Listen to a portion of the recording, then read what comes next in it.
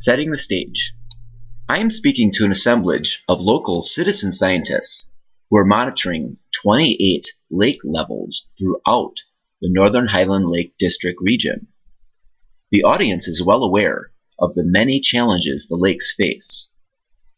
The Lake Level Monitoring Project is part of the North Lakeland Discovery Center, a local NGO that aims to connect nature, people, and community through education, and is supported by a grant from the Citizen Science Monitoring Program of the Wisconsin Department of Natural Resources. The network receives technical guidance from limnologists at neighboring UW-Madison Trout Lake Research Station, and the citizen scientists represent many lake associations.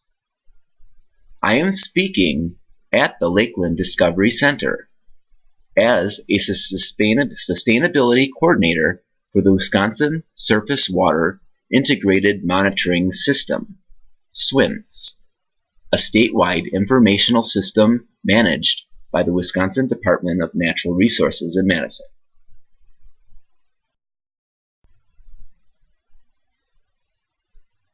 I was born in the American Midwest, northeast Wisconsin, the water winter wonderland. I was raised in the arms of an extended rural family, mostly farming folk, solid, hardworking, quiet, giving. I was born into warmth and plenty to eat, a sense of place, and a surety of security. And I was born into stories. Stories about the value of work and the right way to live. Stories about God and country, about community, loyalty, steadfastness, and resolve. Stories about the role and place of humans on this planet. And stories about our relationships to something we called nature. Nobody told me these stories. They didn't have to. The stories were the air I breathed, the water in which I swam, the ground upon which I walked. They were all around me. We didn't even know that they were stories. We just thought that they were the way that things are. My world was a playground. There were fish to catch, boats to row, parades to watch, trails to hike, lakes to swim, snowmobiles to ride, games to play, and family to share it all with. The days would end with sunsets and fireworks, and sometimes I would dance until I collapsed. The earth was our merry-go-round, our monkey bars, our swing set. As long as we didn't look down, everything would be just fine. We were moving on up. There was no looking back. There was a mountain to conquer, and conquer it we would. All we had to do was climb a bit further.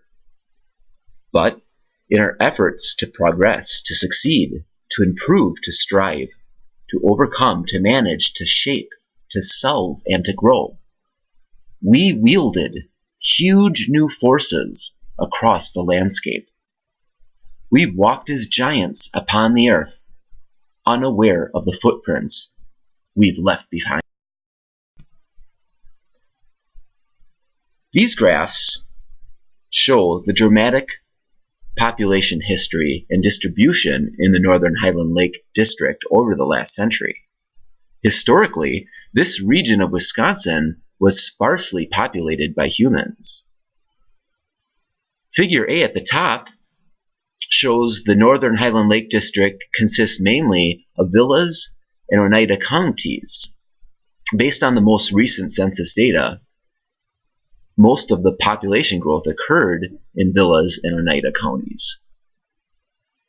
In the lower graph, B, the spatial distribution of residential population in 2000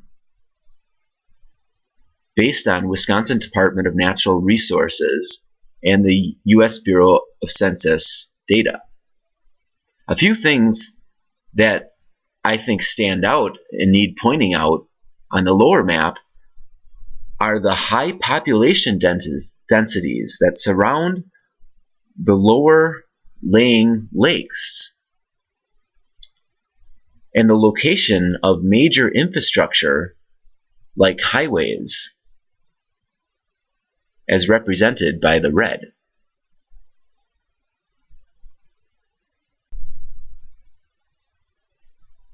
The very thing that attracts folks here to the Northern Highland Lakes District stands at a crossroads. Those who came before us didn't know. Those who will come after us will have no power to change it. It is up to us to choose. Inaction would be irresponsible. The choices that these communities make in the coming years will decide the fate of the future for the entire Northern Highland Lake District region. What are the drivers of change in the area? There are macro drivers, those changes or outside pressures we have little control over. And there are micro drivers of change, those areas that we can work together on to establish a sustainable set of living arrangements for everybody to continue enjoying the rich gifts this region has to offer. Some of the macro drivers are climate change. Will deliver milder and shorter winters in the decades to come. The migration patterns can change. For example, migration into the area by a retiring baby boom generation from the Twin Cities, Milwaukee, and Chicago. Or migration could reverse and more people, discouraged by ecological decline of the lakes, move away from the area. Macro drivers need to be on the radar as we make changes on the micro scale locally. Continued removal of wetlands and riparian ecotones along lake edges allows nutrients into lakes and decreases natural water filtering. The water turbidity has changed the clarity of many lakes, and the ability for the lakes to provide fishing opportunities to summertime visitors is weakening. What is sustainability? The United Nations definition of sustainability is known as the 3 pillars: planet, people, prosperity. Sustainability is like a diet. It's a long-term lifestyle transformation. A dieter is not going to receive health benefits by not changing habits. A dieter will not automatically give up if the needle on the scale doesn't reverse the first month. To lose weight and keep it off requires input and persistence and full commitment. Dieters must exercise and plan careful diets and realize that immediate progress is not possible. Only long-term change will lead to a slimmer belly. Developing sustainable communities equally takes a commitment by all actors involved, and the effect will not be noticed immediately. It only took the past 3 decades to undo the balance. It will take at least that amount of time to restore it. Time will be needed to heal rebounding ecosystems. That is why a lifestyle change will be necessary. Humans are really good at having too much of a good thing. As the quote here reads, I have to tell them that global warming is coming, but I'm 2 decades late already, and I'm low on fuel, and gas is so expensive, and my credit card is maxed out. I think that the important word in this illustration would be maxed out. Balance is often substituted for fast gain and results in a loss to everybody. The Northern Highland Lake District has reached the end of a tremendous growth spurt. For 3 decades, the region has been transformed into the dynamic sets of relationships represented by everybody in this room. What happens when all the resources we've spent so hard and long maximizing and locking up suddenly begin to release?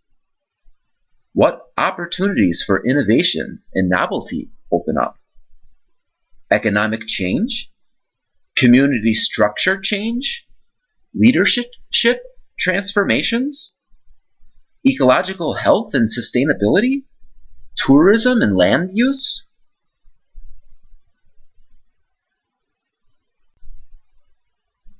How do we balance the sustainability stool?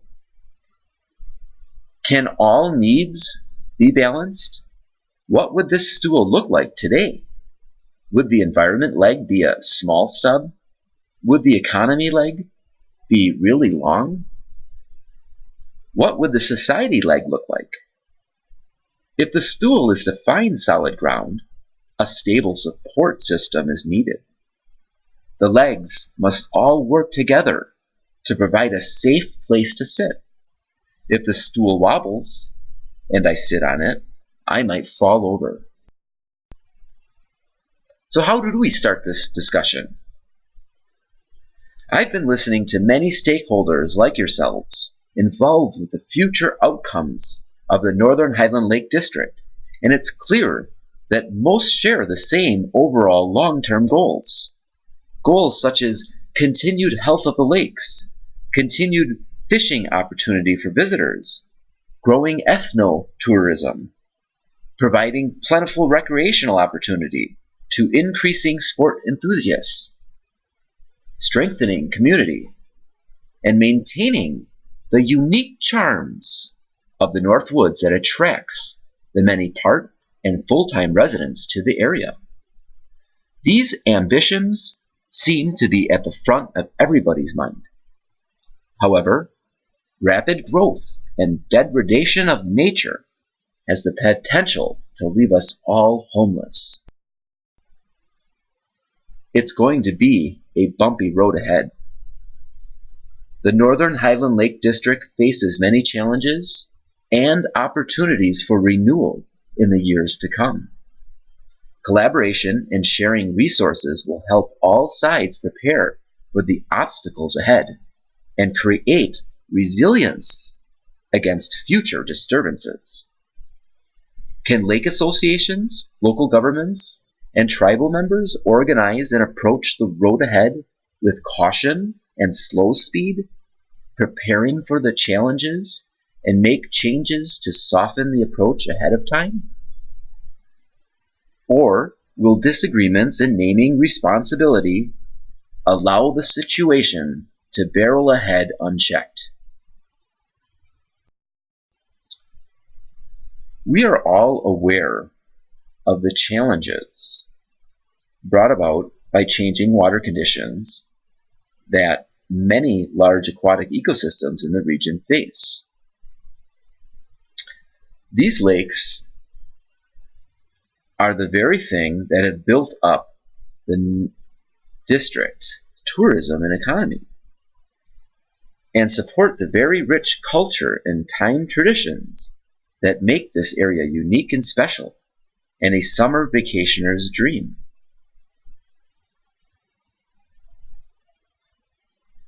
We've watched invasive zebra mussels and rusty crayfish change lake structure. We see larger homes being developed and lake edges transformed into beaches and lawns. Lakes are going eutrophic, overtaken by plants from the nutrients that easily run off the barren landscapes once dominated by wetlands that filter pollution. Notice the two basins on the slide. One is larger than the other. The natural health and the normal function of the lakes is represented by the larger basin, the state that the lakes have endured for thousands of years. The unhealthy changes to the lake ecosystems represent the smaller basin, resulting from development of the region. And the small little blue dot is where the Northern Highland Lake District region sits today.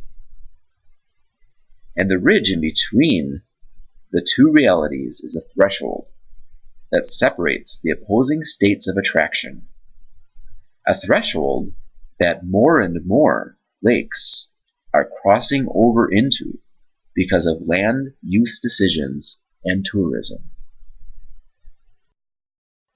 As these two different realities or states illustrate, landowners have powerful influence over the types and amounts of change to the lakes. The decisions that are made affect both the size and shape of the two basins. For example, further development and habitat change, increased fishing pressure, and spread of exotic species will, in the long run, flatten the larger basin and deepen and widen the smaller basin. The woody debris along the lakes in the Northern Highland Lake District provide critical nursing and breeding grounds for many aquatic species. Here's a good example of how macro drivers of change, those outside of our control, such as climate disruption and regional rainfall patterns, can push the state into a new basin of attraction. By providing a way to soften the effects from climate change and restoring resilience to lake ecosystems, will help keep the district state in a desirable basin. When the desirable basin becomes flattened and maxed out, recall, the system is left vulnerable of attracting towards an entirely new set of rules. However, they may not be beneficial to biodiversity, tourism, and economic prosperity. What types of actions can influence the dynamic connections? How about restoring and preserving wetland and riparian zones along the lakes? What about strict limits on boating and other power sports? What about opening up trails for four-wheelers? Keeping the lakes healthy will allow them to absorb future changes in climate and immigration into the region. Once a threshold crosses, it may be difficult to go back.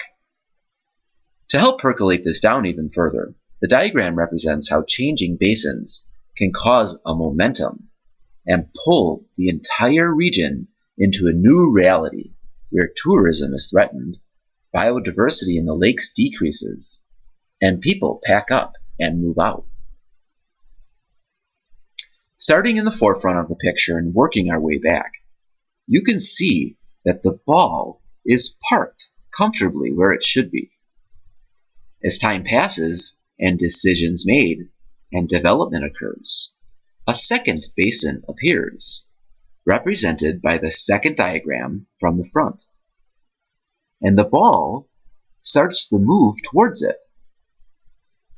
In the third and fourth diagram, the second basin starts to widen and deepen, and the threshold between the two states disappears altogether. Eventually, the ball moves into the new basin that now becomes very difficult, if not impossible, to climb back out of. The region's growth has been predictable for more than 30 years and has been characterized by slow accumulation of capital and potential. Over that time, the population has tripled, and summer cottages now dot the landscapes. Businesses emerged and prospered, and the region has been reasonably stable as it developed. However, currently, the Northern Highland Lake District region faces a release and reorganization phase in growth, characterized by uncertainty, novelty, and experimentation. Many chain of lakes have formed local organizations to address the challenges and have pooled resources to manage on small-scale, systems-wide perspectives. Some of the notable examples are the Chamber of Commerce of Minocqua Eagle River, St. Germain, Pelican Lake area, and Manitowish, who have organized a systems approach to managing the interconnected lakes within their area. Now, this is just an example. I'm not trying to pick on anyone here or point fingers. But just for illustrative purposes, let's look over the two opposing basins above, Manitowash and Minocqua. Manitowish made choices to preserve habitat and limit use, which maintained the health of the lakes from changing over. They limited zoning along the lake shores. They balanced motorboat use within the lakes and restored habitat and ecosystems.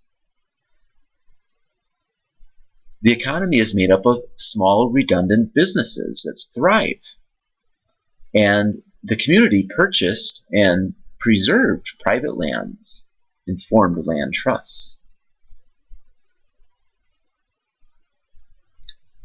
While on the other hand, Minocqua made choices that have resulted in the lakes going eutrophic, and fishing is under threat by increased demand from anglers, boaters, and tourists using the services the lakes provide, resulting in less natural habitat necessary to sustain healthy populations.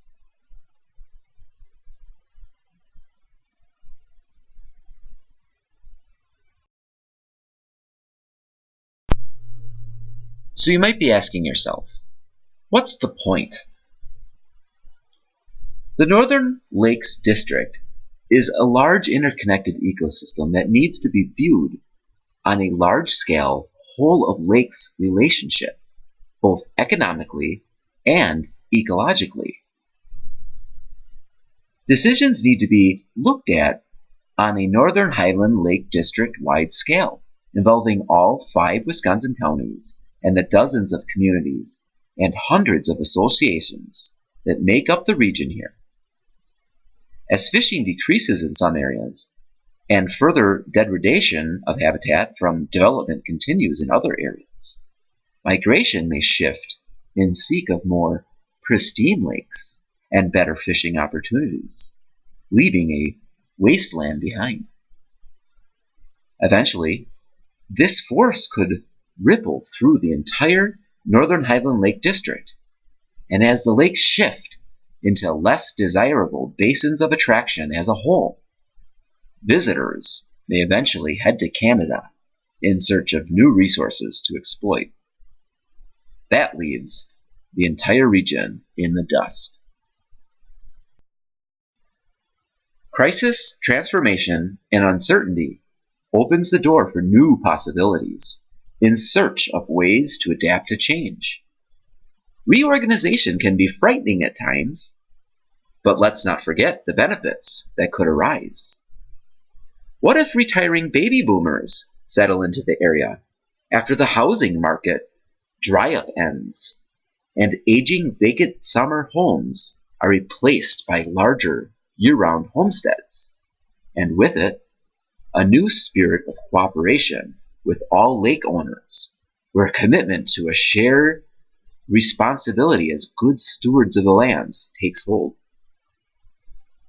What if tourism and growth declines and falling property values allows the tribes and the Wisconsin Department of Natural Resources and other NGOs to reclaim lands to be placed into a public land trust so that the unique ecosystems can remain intact for all future generations to enjoy, including the wildlife? What if the tribes takes a leadership role and uses new techniques to restore and undo the damage from the past 30 years?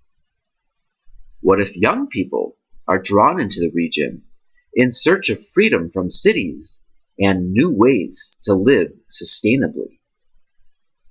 What if large corporations from foreign countries build more resorts and mega infrastructure all over the region, and the land population density quadruples as climate refugees invade the rich ecosystem services. This is an adaptive process. Creative destruction is a word that grabs the heart of the matter.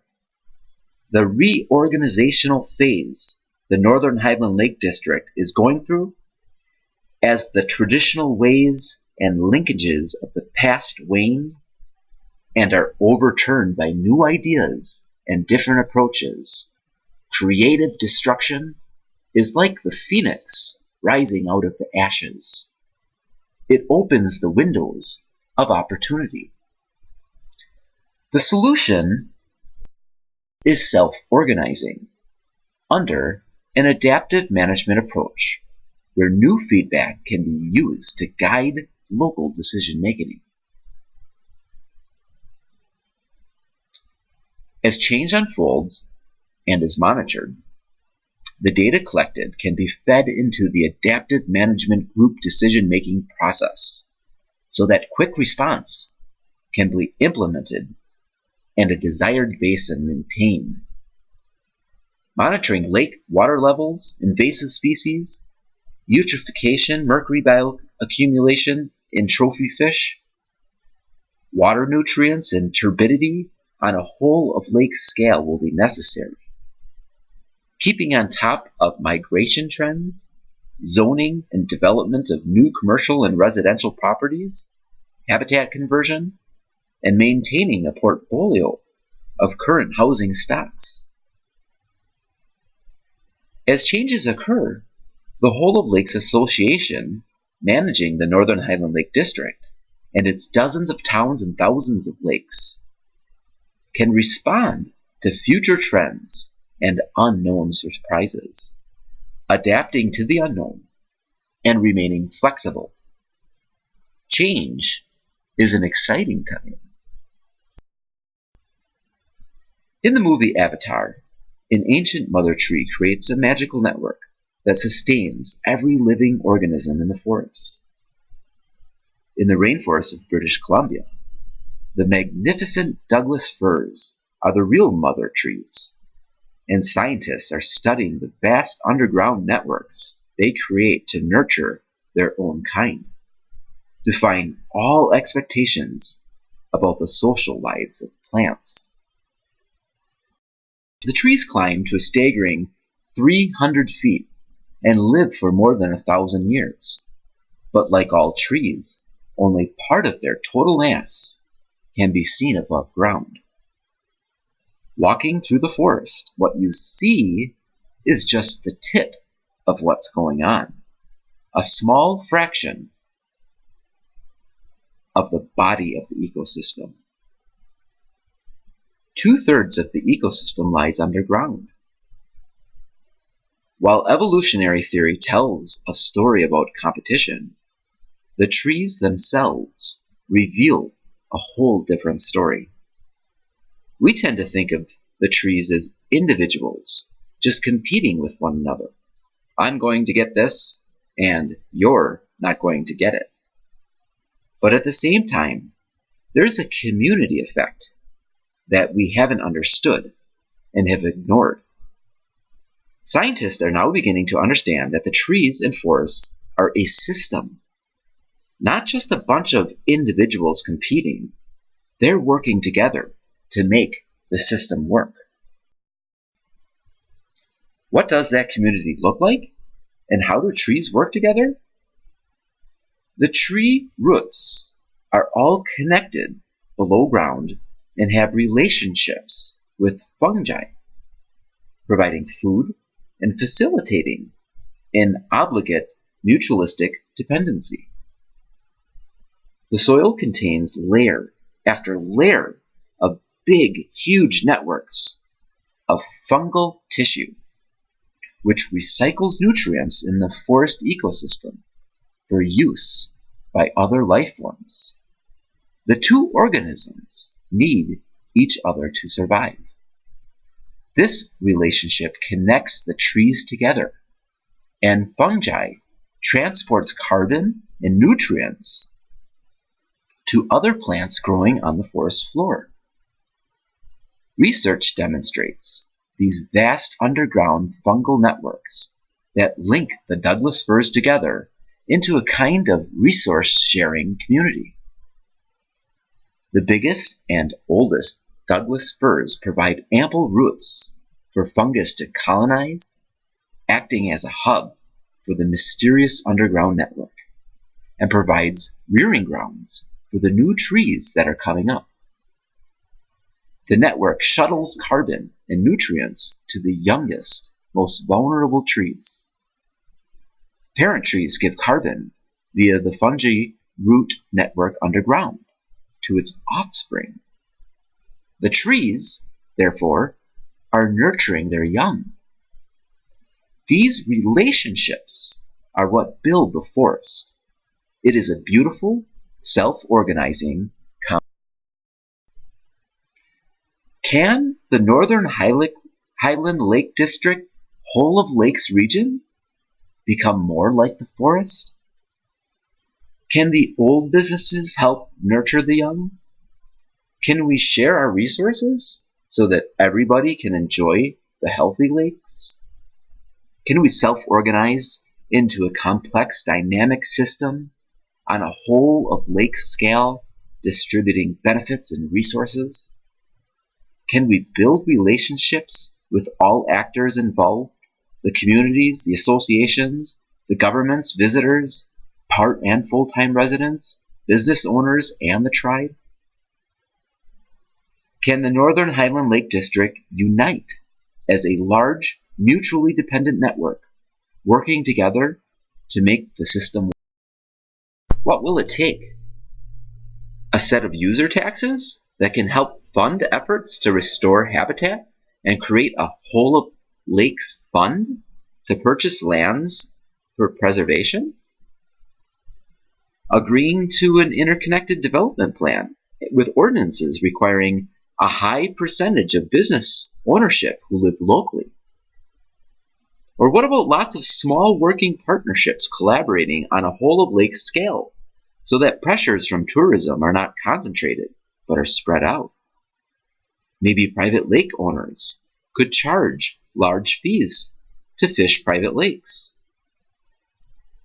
Or will it take a way to share all of the profits equally across the whole of lakes region so that relationships can grow, free of profit motivation?